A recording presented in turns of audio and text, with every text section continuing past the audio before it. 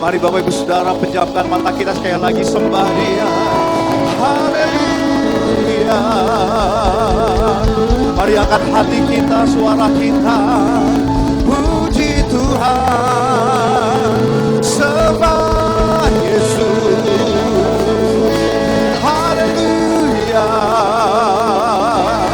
Haleluya. Haleluya. Haleluya. Haleluya, Kaulah segalanya, Kaulah yang utama, hanya Yesus, hanya Yesus. Haleluya.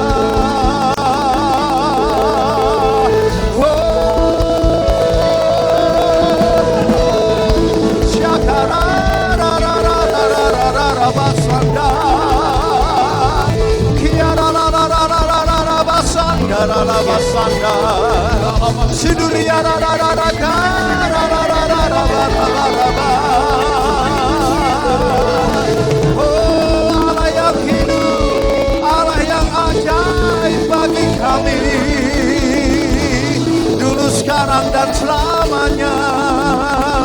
Kami percaya, kami percaya, Engkau ajaib, Engkau perkasa, Engkau mulia.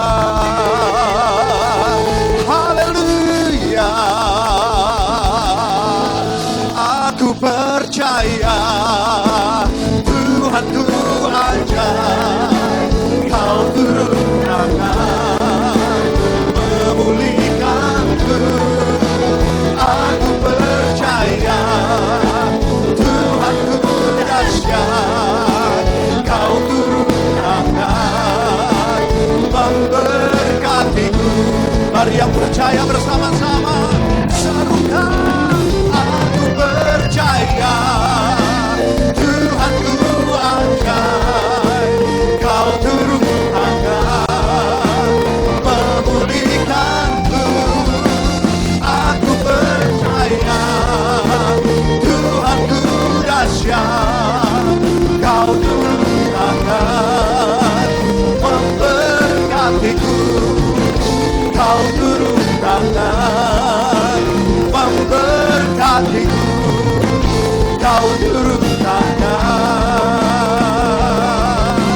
memberkatiku. Mari yang percaya berikan tepuk tangan untuk Tuhan kita. Allah yang ajaib, Allah yang perkasa, Raja segala raja, Yesus Kristus Tuhan. Haleluya. Pagi hari ini Tuhan, di minggu kedua tahun 2026, kami mau memproklamirkan di hadapan-Mu bahwa kami percaya Engkau Allah yang ajaib bagi kami.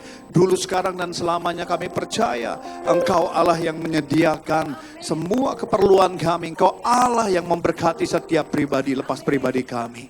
Bahkan kami percaya Tuhan yang menyembuhkan setiap sakit penyakit kami. Tuhan yang akan memulihkan setiap permasalahan keuangan kami, permasalahan dalam keluarga kami.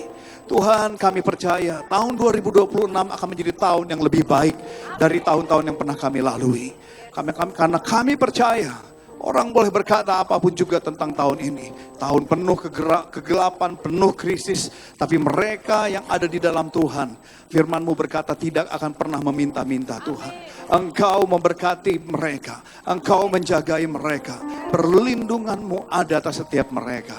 Oleh karena itu, pagi siang hari ini kami mau belajar sesuatu untuk mempersiapkan hidup kami. Untuk kami sungguh-sungguh mau belajar Tuhan bagaimana kami harus bersikap di hadapan Tuhan. Terima kasih, berkati kami semua. Berkati oleh kebenaran firman-Mu.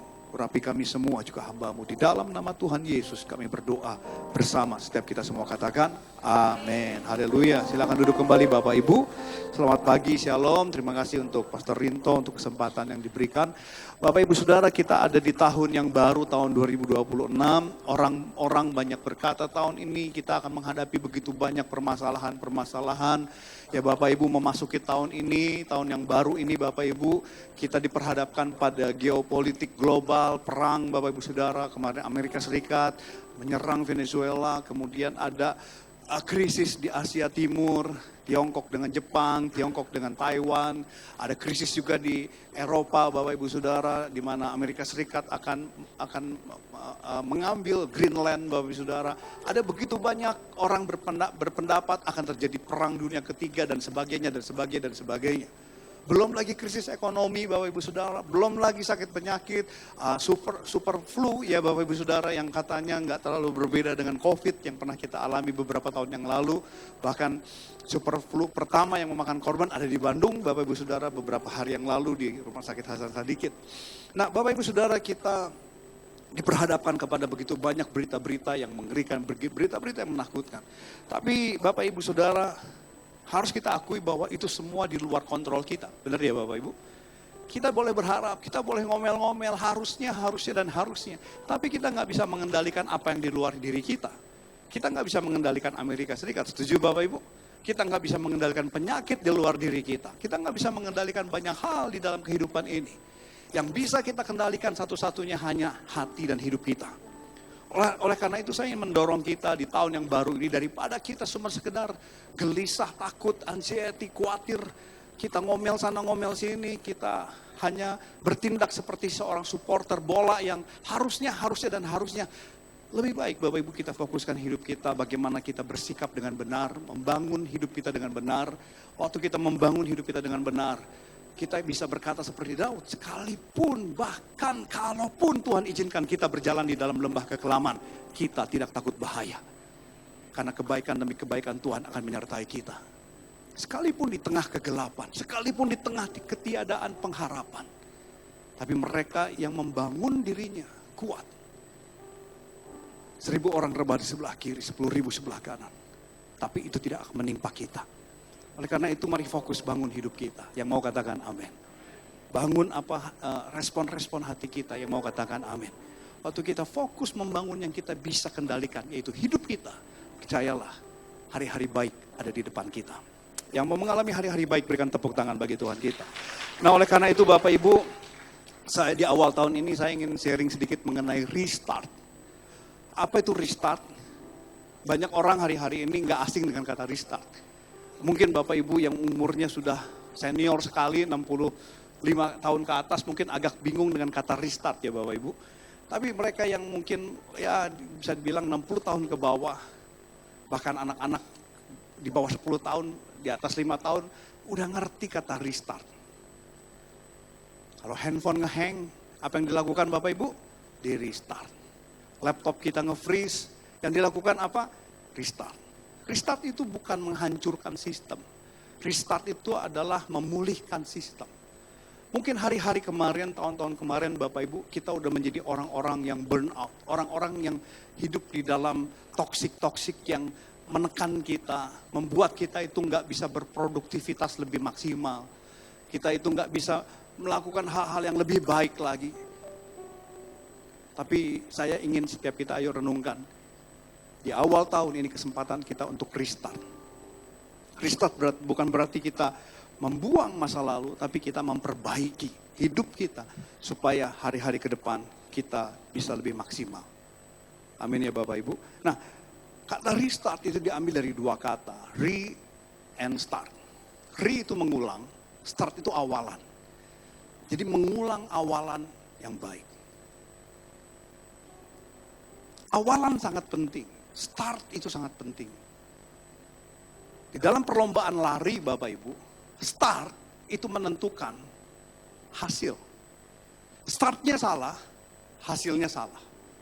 Startnya benar, hasilnya benar.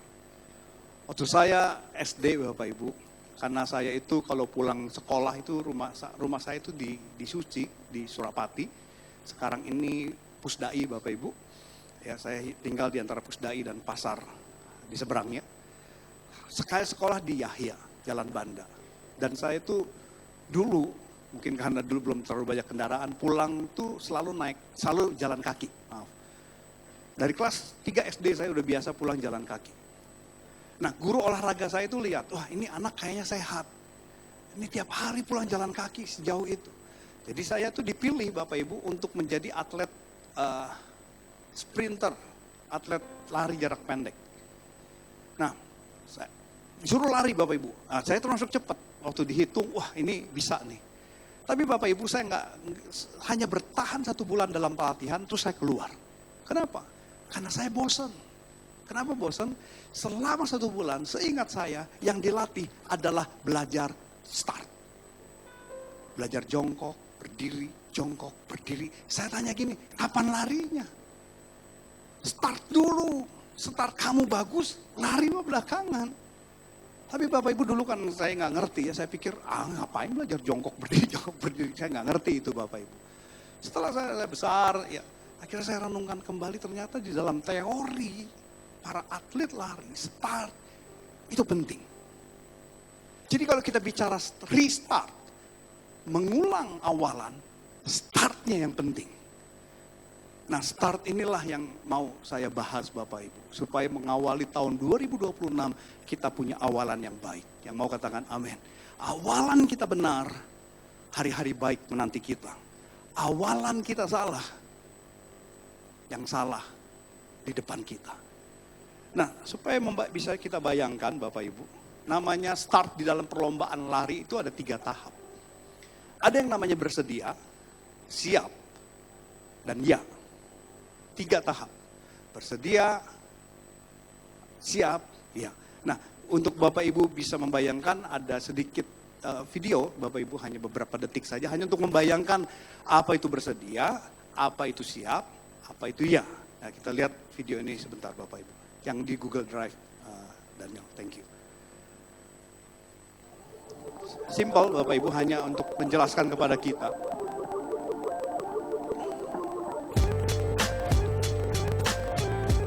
Ada yang namanya bersedia, siap, dan ya, lari.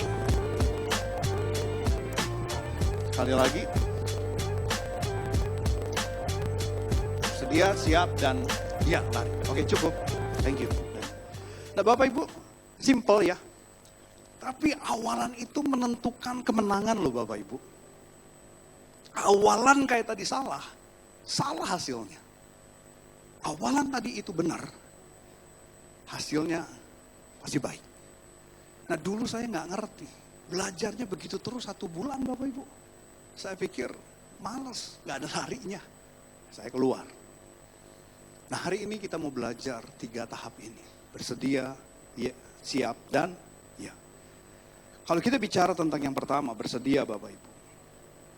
Bersedia, di dalam teorinya Bapak Ibu, itu artinya begini, fokus dan konsentrasi. Waktu kita bersedia, itu artinya begini, fokus, konsentrasi. Di dalam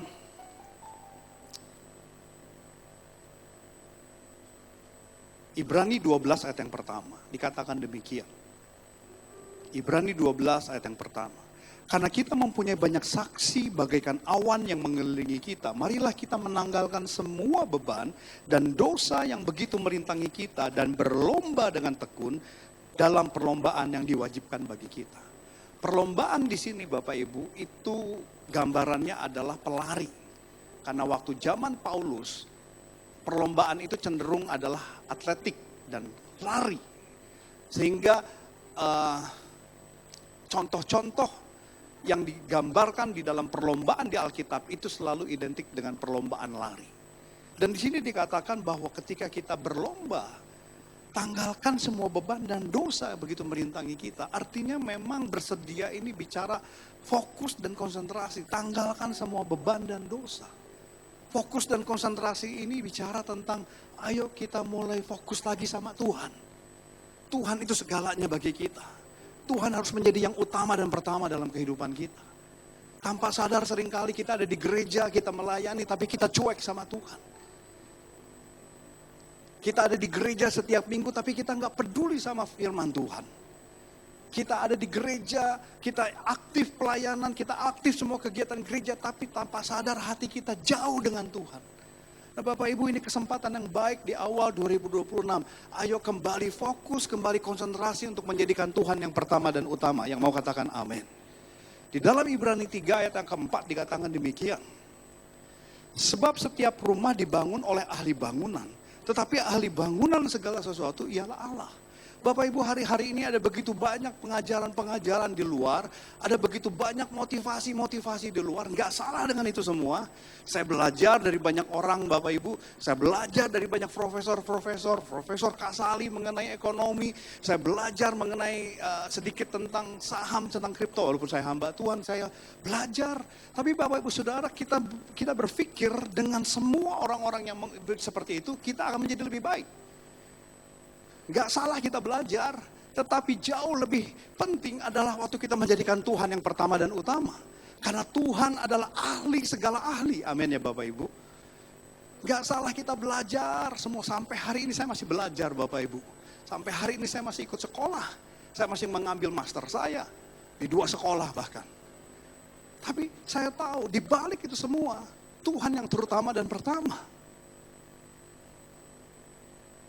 Oleh karena itu penting bagi kita, ayo jadikan Tuhan ahli bangunan. Artinya, jadikan dia segalanya dalam hidup kita. Yesaya 48 ayat 17 sampai 19 berkata demikian. Yesaya 48 ayat 17 sampai 19. Beginilah firman Tuhan penebusmu yang maha kuasa, maha kudus Allah Israel. Akulah Tuhan Allahmu yang mengajar engkau tentang apa yang memberi faedah dan menuntun engkau di jalan yang harus kau tempuh. Sekiranya engkau memperhatikan perintah-perintahku, maka damai sejahteramu akan seperti sungai yang tidak pernah kering. Dan kebahagiaanmu akan terus berlimpah seperti gelombang-gelombang laut yang tidak pernah berhenti. Maka keturunanmu akan seperti pasir dan anak cucumu seperti kersik banyaknya. Nama mereka tidak akan dilenyapkan atau ditiadakan dari hadapanku. Firman Tuhan sudah berjanji, mereka yang memperhatikan Tuhan, menjadikan Tuhan yang utama dan pertama, Alkitab berjanji damai sejahtera tidak akan hilang dari kehidupannya. Alkitab berjanji berkat tidak akan berhenti dalam kehidupannya, bahkan kepada keturunan-keturunan. Tapi kenapa banyak kali orang Kristen hari-hari ini Bapak Ibu hilang damai, hilang sukacita? Mungkin salah satunya kita terlalu cuek sama Tuhan. Badan kita di gereja, hati kita jauh sama Tuhan. Saya ingin mendorong Bapak Ibu, ayo kejar Tuhan, ayo cari Tuhan, ayo prioritaskan Tuhan yang utama dan pertama dalam hidup kita. Yang mau katakan amin.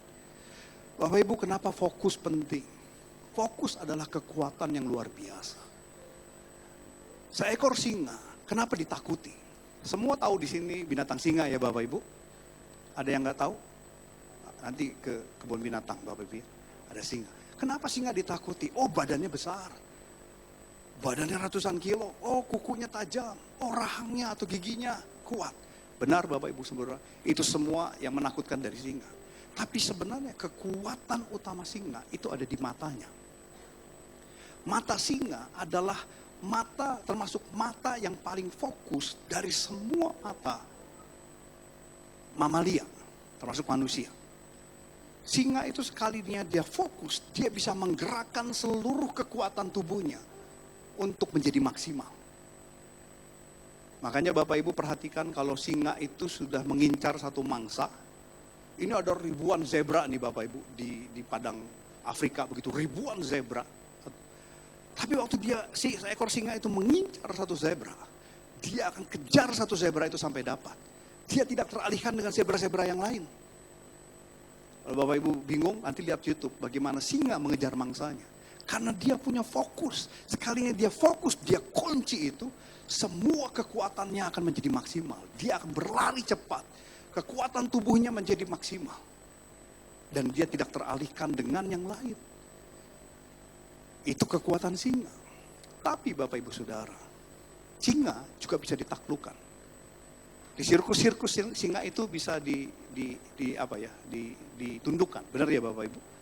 Bisa ada pelatihnya begitu. Nah, kebanyakan pelatih singa akan memulai melatih singa itu dengan biasanya membawa kursi dengan kakinya 3 Bapak Ibu. Bapak Ibu, kursinya kecil tapi kakinya 3. Pernah lihat? Kursinya pendek Bapak Ibu. Kalau enggak 3, 4. Waktu singa diperhadapkan pada kaki kursi 3 atau 4, dia menjadi bingung siapa lawannya. Karena biasanya dia cuma fokus 1, ketika ada 4 dia bingung. Di dalam kebingungan itulah pelatih akan mengajar, pelatih akan menyuruh, pelatih akan membiasakan. Kalau kamu nggak nurut kamu dipukul, kalau kamu nggak nurut kamu begini. Di dalam kekosongan itu singa dapat dijinakan. Jadi kalau dikatakan kenapa singa bisa dijinakan? Karena fokusnya dialihkan. Manusia bisa menjadi gagal. Manusia bisa menjadi manusia yang tidak maksimal waktu fokusnya teralihkan. Dan itu yang dikerjakan si jahat. Dia alihkan dengan masalah. Dia alihkan dengan berbagai hal sekitar kita. Dia alihkan dengan semua situasi-situasi sekitar kita. Sehingga fokus kita teralihkan. Bukan mencari Tuhan, bukan berdoa mengejar Tuhan, bukan untuk mempelajari firman Tuhan, bukan untuk sungguh-sungguh mengejar Tuhan, tapi kita teralihkan dengan berbagai masalah di sekitar kita. Ketika kita nggak fokus, nggak ada kekuatan. Jadi Bapak Ibu Saudara, restart yang pertama bicara, bersedia. Amin. Ayo kita fokus sama Tuhan tahun ini. Mumpung di awal tahun, kalau ada beban, dosa, ini waktunya kita bertobat. Sama-sama kita bertobat. Kita memulai sesuatu yang baru. Waktu kita membangun ini sungguh-sungguh, Bapak Ibu Saudara, percayalah bahwa sekalipun dalam lembah kekelaman, kebaikan tidak akan pergi dari kehidupan kita. Yang mengerti dan mau katakan amin. Hal yang kedua, tadi bersedia. Yang kedua, itu siap. Siap, itu artinya begini, menyesuaikan tubuh. Sikap-sikap tubuh untuk disesuaikan. Siap itu bicara mulai semua bagian-bagian yang belum pas diperbaiki supaya menjadi sikap yang sempurna. Dan bahasa lain kalau kita bicara siap, artinya begini, ini di awal tahun ini ayo perbaiki sikap-sikap hidup kita Bapak Ibu. Perbaiki sikap hati kita. Dalam bahasa Inggris dikatakan attitude Bapak Ibu Saudara. Sikap hati kita, cara hidup kita, ayo rubah, ayo perbaiki. Karena cara hidup menentukan masa depan kita. Ada satu gambar, bisa ditampilkan foto. Ini saya ambil tahun 2012 Bapak Ibu. Waktu tahun 2012 saya ikut menghadiri sebuah acara di Sabuga, di Ganesha, ITB. Dan ketika pulang, hujan lebat. Ketika hujan lebat Bapak Ibu tuh hujan gak berhenti-berhenti. Dan akhirnya kami beberapa orang, 6 orang itu lapar, pengen beli makan. Nah di depan kami ini ada tukang kupat tahu. Dia sedang goreng tahu, wanginya membuat kita pengen makan begitu karena sudah siang, itu memang jam makan siang. Tapi Bapak Ibu Saudara ketika saya akhirnya bilang sama teman-teman, udah beli kupat tahu aja. Saya hampiri ibu ini, apa yang terjadi? Ibu ini sedang mencuci piring dengan apa Bapak Ibu? Air hujan. Seketika itu juga saya nggak jadi beli. Saya ngomong sama teman-teman saya, lihat. Ya bahasa sehari-hari kita kan geleh itu lihat. Nggak jadi beli. Bapak Ibu apa yang bisa dipelajari dari gambar ini? Saya ambil waktu itu masih pakai BB ya, BlackBerry Bapak Ibu. Saya foto, saya taruh di handphone saya sampai hari ini nggak hilang. 12 tahun loh Bapak Ibu, 13 tahun. Kenapa? Karena di sini saya belajar. Gara-gara cara hidup yang salah. Rezeki berhenti. Harusnya ibu itu dapat Rezeki minimal dari 6 orang, benar nggak Bapak Ibu? Kita nggak lihat hitungan uangnya berapa, tapi harusnya ibu ini dapat rezeki, tapi gara-gara cara hidupnya salah, rezeki menjauh. Seringkali kita berdoa, Tuhan tolong kasih berkat, benar ya Bapak Ibu?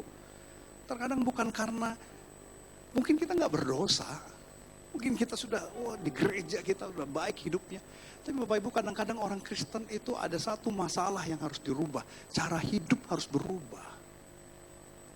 Cara hidup akan menentukan hasil loh Bapak Ibu. Ini awal tahun, ayo kita mulai introspeksi hidup kita. Ada nggak cara-cara hidup kita yang salah? Ada nggak cara-cara hidup kita yang tidak sesuai kebenaran? Karena cara hidup yang benar akan menghasilkan berkat dalam hidup kita. Ibu ini, dia kalau saya boleh bilang, dia punya skill nggak? Punya, dia bisa masak. Nggaknya bisa masak tahu lah ya Bapak Ibu ya. Walaupun bukan skill yang hebat, tapi ya setidaknya dia punya skill. Orang bilang, ada modal nggak? Ya walaupun kecil ada gerobak, ada modal. Tapi yang ibu ini salah. Menurut saya, keyakinan saya, ibu ini kurangnya adalah cara hidup. Tapi harus saya akui, sejujurnya banyak jemaat Tuhan, mereka berdoa, Tuhan berkati saya, berkati saya, berkati saya. Tapi bukan berkat yang turun, malah hidupnya penuh dengan hutang. Bukan berarti ada yang, kadang-kadang ada Tuhan izinkan itu terjadi supaya kita belajar. Tapi ada beberapa orang, karena cara hidupnya salah, dia nggak bisa memanage hidupnya dengan baik Bapak Ibu. Dia nggak punya sikap-sikap hidup yang baik, yang mau dirubah. Sehingga hidupnya bolak-balik di situ lagi, bolak-balik di situ lagi, bolak-balik di situ lagi. Nah ini yang harus kita pelajari Bapak Ibu. Kalau 2026 kita ingin melihat hal-hal yang baik, ayo mulai rubah sikap hidup kita. Saya tidak bisa membahas satu persatu ya Bapak Ibu. Banyak sekali sikap hidup yang harus berubah. Saya rasa banyak hamba Tuhan yang kesini selalu bicara tentang bagaimana kita merubah hidup. Benar ya Bapak Ibu. Tapi ayo kita mulai belajar. Setidaknya kita mulai merenungkan apa yang harus diperbaiki. Contoh saya Bapak Ibu. Saya ini dari kecil, dari waktu saya masuk pelayanan tahun mungkin awal 2000-an. Saya ini orang yang cuek Bapak Ibu. Orang yang senang dengan menjadi cool, bukan cool community of love Bapak Ibu ya, cool apa ya?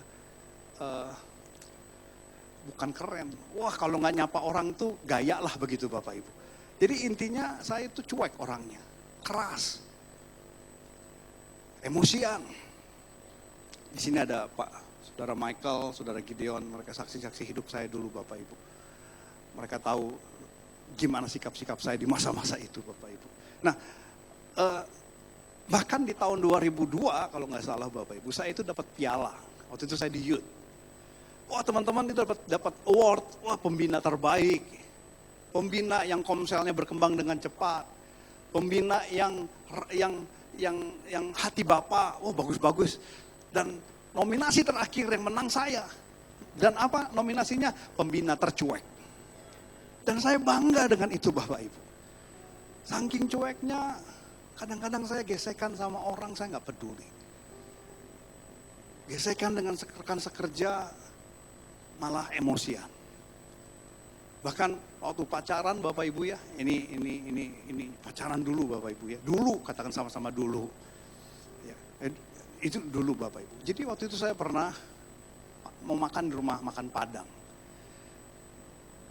Rumah makan Padang itu ada kaca, pintu kaca. Kalau dibuka, kalau dilepas, pintu itu kan balik sendiri ya Bapak Ibu.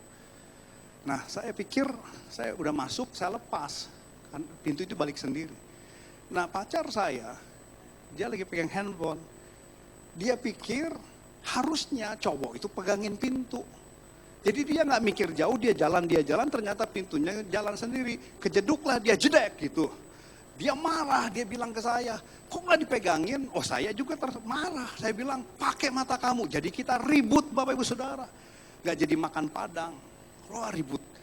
Saya secuek itu Bapak Ibu. Perubahan saya ketika waktu itu saya punya kesempatan Bapak Ibu, sekolah di Singapura, sekolah Alkitab. Nah suatu hari kepala sekolah kami itu marah. Selesai kelas, dia naik ke panggung, dia marah.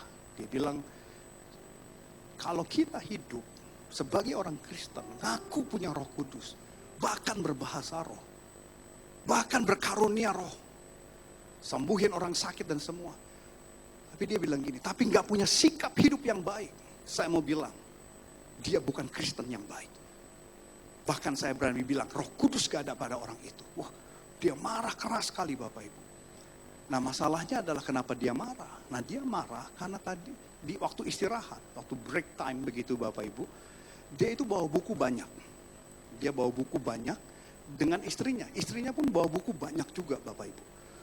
Nah dia naik eskalator. Ketika dia sampai level lantai 2 Bapak Ibu. Dia lihat seorang siswa.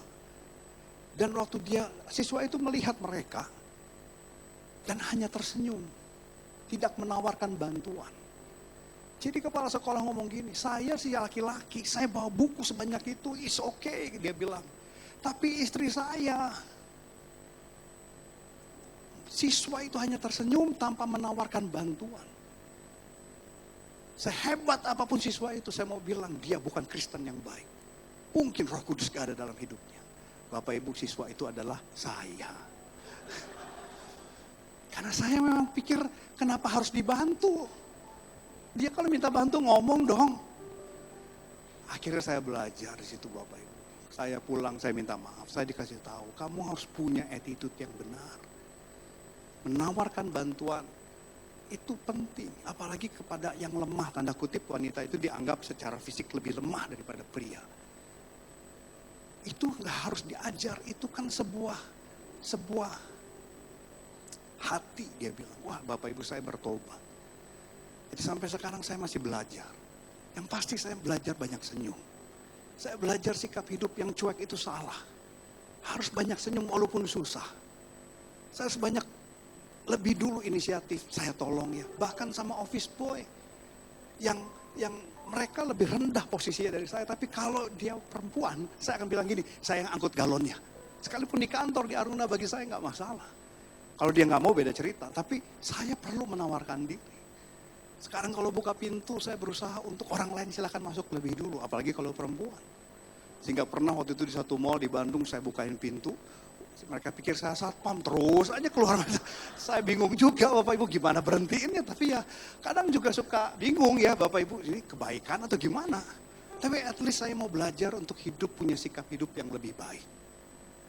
Ada banyak hal yang saya rubah Bapak Ibu. Saya coba belajar lebih sabar, gak emosian, lebih positive thinking sama orang, gak gampang menghakimi orang. Walaupun susah, sampai hari ini banyak gagal Bapak Ibu. Sampai hari ini saya masih banyak. Saya belajar jaga sabar. Saya ingat Pak David selalu ngomong ke saya, almarhum. Pandi, kamu itu harus sabar. Dulu saya pikir saya panjang sabar, tapi saya nggak sabaran. Kamu itu harus banyak sabar. Oh, sabar. Jadi saya belajar sabar itu nggak gampang Bapak Ibu. Saya belajar sabar. Orang salah, ya sudahlah, dah. Apa-apa saya tanggung. Kesalahan orang kadang-kadang saya tanggung juga. Pokoknya saya hidup pengen damai, pengen sukacita, pengen belajar hidup lebih baik. Sampai kemarin saya naik pesawat Bapak Ibu, dari Medan mau pulang ke Bandung. Dari Medan itu tiba-tiba, saya itu sudah check-in. Kalau Bapak Ibu suka naik pesawat, Bapak Ibu akan tahu di counter check-in itu kan ditanya bawa barang apa. Saya bilang saya bawa koper sama ini makanan di jingjing. Oh oke. Gak ada omongan apa-apa. Saya punya jatah bagasi 15 kilo. Jadi saya masuk saja dengan makanan itu di jingjing dan koper saya. Pas mau masuk pesawat, saya dicegat sama penjaga. Terus dia bilang, Pak gak bisa bawa 2 jingjingan. Mau koper atau makanan. Lalu saya bilang, ya udah kopernya saya masukin bagasi. Oh ya Pak, tapi karena Bapak sudah masuk sini, Bapak harus bayar 250.000. Wah, saya merasa dijebak Bapak Ibu. Saya merasa gini, kalau di depan nggak dibilang, oh ya saya nggak tahu Pak kalau di depan, di sini Bapak harus bayar 250.000, kalau enggak ini ditahan. Bapak Ibu disitulah keluar Fandi yang dulu, enak aja. Waduh Bapak Ibu, walaupun tetap saya harus bayar. Saya di pesawat ngomong, Tuhan saya itu kenapa masih marah-marah. Aduh saya menyesal Bapak Ibu, saya nyesel sampai, saya pengen belajar lebih baik lah Bapak Ibu. Tapi Kenapa saya cerita ini? Saya ingin mendorong Bapak Ibu, ayo belajar punya sikap lebih baik dalam hidup ini. Yang mau katakan amin. Gak gampang, seringkali kita jatuh lagi, gagal lagi. Tapi jangan berhenti mencoba. Ini awal yang baik. Untuk kita belajar, siap. Siapkan sikap hidup kita menjadi lebih baik. Dan yang terakhir Bapak Ibu. Ya ini kan kalau ada yang pakai ya, tapi biasanya pakai pistol atau peluit ya Bapak Ibu. Dor, lari. Atau peluit, lari. Nah Bapak Ibu, maksudnya apa yang ketiga? Yang ketiga, ini bicara tentang sebuah dorongan. Karena waktu ketiga ini, kita ini harus mendorong, supaya ada boost begitulah Bapak Ibu. Yang ketiga, memasuki tahun ini. Juga Pak Niko berkata di tahun amanat agung ini Bapak Ibu. Ini tahun Roh Kudus. Kita perlu Roh Kudus. Dalam Kisah Para Rasul 1 ayat yang ke-8 berkata demikian.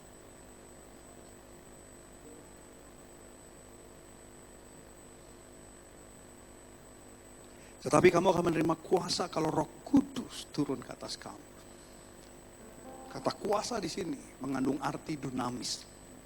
Artinya sebuah dorongan. Bapak Ibu, kita perlu dorongan untuk mengalami breakthrough. Setuju ya Bapak Ibu? Kita perlu dorongan untuk mengalami kemajuan dalam hidup ini. Kadang-kadang usaha manusia terbatas. Tapi kita perlu dorongan Roh Kudus untuk membuat sebuah terobosan. Disinilah kita perlu Roh Kudus. Tapi Roh Kudus bisa bekerja waktu kita menyerahkan hidup kita. Seringkali kita orang Kristen ini gini Bapak Ibu. Kita pengen Roh Kudus, tapi setengah aja dia bekerjanya. Kenapa bisa begitu? Sebagai contoh. Kalau Roh Kudus, ini anggaplah hidup kita ya Bapak Ibu, ruangan ini. Terus kita ngomong, Roh Kudus penuhi aku. Roh Kudus baptis aku dengan Roh Kudus. Kita dibaptis Roh Kudus, tapi kita bilang begini, Roh Kudus bekerjanya cuma bagian kanan aja ya, bagian sini. Bagian tengah sama bagian kiri, jangan. Ini hobi saya, jangan diotak-atik. Ini kesukaan saya, jangan diotak-atik. Bagian panggung, jangan disentuh ya Roh Kudus. Roh Kudus mah bekerja di bagian kanan aja. Bapak Ibu, itu yang membuat akhirnya Roh Kudus gak pernah maksimal. Itulah Alkitab berkata, Yesus berkata, kalau kamu menjadi muridku, sangkal diri pikul salib. Sekalipun kita harus menyerahkan hobi kita. Itulah yang disebut dengan penyerahan diri. Amin Bapak Ibu. Kita harus belajar, kalau selama ini kita cuma bagian kanan, memang gak mudah menyerahkan hidup sepenuhnya sama Roh Kudus. Waktu tadi saya cerita saya marah, berarti masih ada bagian hidup saya yang saya gak serahkan sama Roh Kudus. Setuju gak Bapak Ibu? Tapi disitulah saya belajar untuk, bagian ini saya belum serahin sama Roh Kudus. Ayo kita mulai belajar, kasih satu baris lagi, kasih satu baris lagi, kasih satu baris lagi. Sampai pelan-pelan akhirnya hidup kita 80% dikuasai Roh Kudus. Saya rasa kalau sampai 100% nanti di surga kayaknya Bapak Ibu ya. Karena kita masih hidup dalam daging. Gak gampang. Tapi at least kita mau belajar. Kalau selama ini cuma bagian kanan.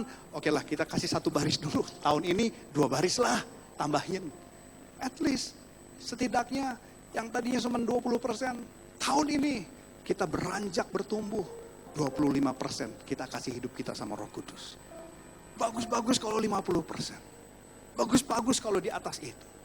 Tapi semakin besar ruang yang kita berikan untuk Roh Kudus, semakin besar dia bisa bekerja dalam hidup kita. Yang mau katakan amin.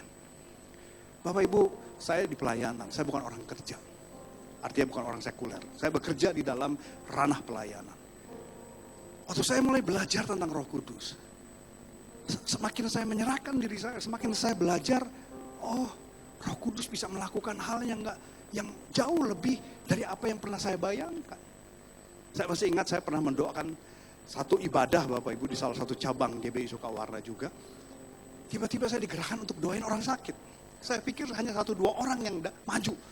Wah, 100 orang lebih Bapak Ibu Saudara yang kursi roda, pakai tongkat maju ke depan. Bapak Ibu saya pikir, aduh gimana ini? Saya pikir sebenarnya paling 1-2 orang yang sakit. Ternyata begitu banyak orang yang sakit. Nah dari begitu banyak yang saya doakan, saya cerita satu kesaksian. Ada ibu-ibu, dia nggak bisa jalan normal. Karena kakinya itu di telapaknya ada tulang menonjol.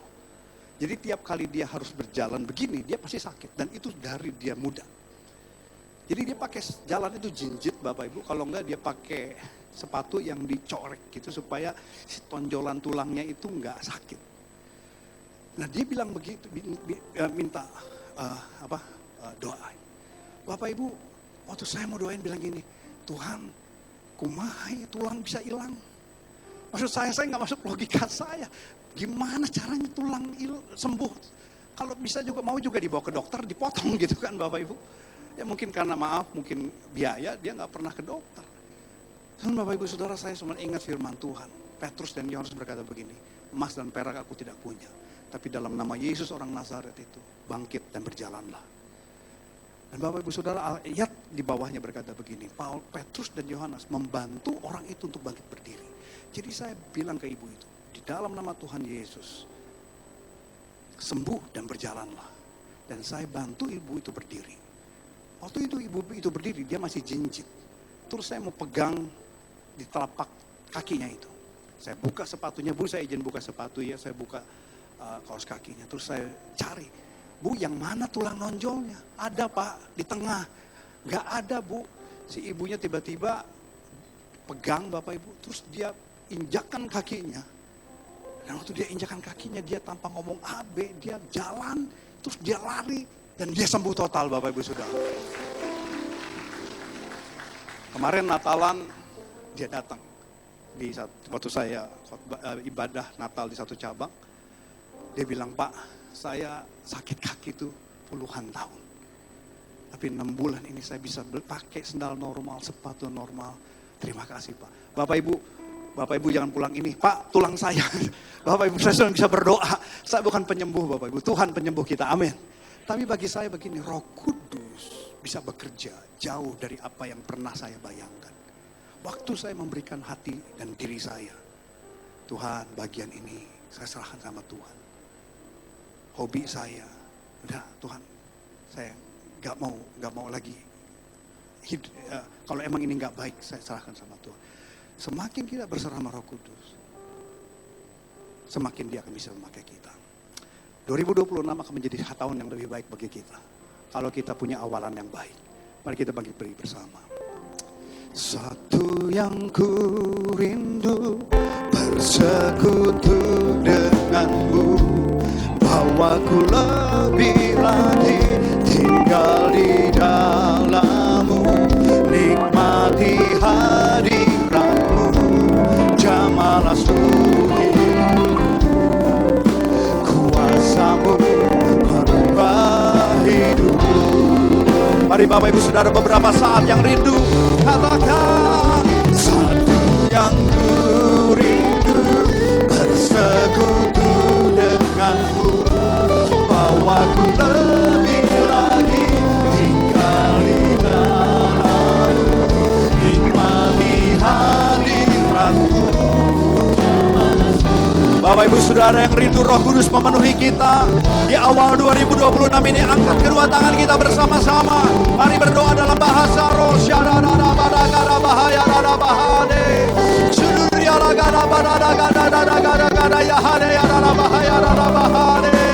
Tuhan, Kau melihat kami yang mengangkat kedua tangan kami.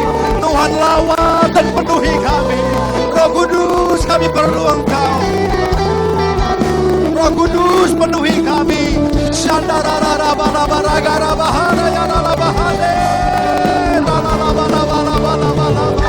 Jamah setiap kami. Tuhan penuhi kami.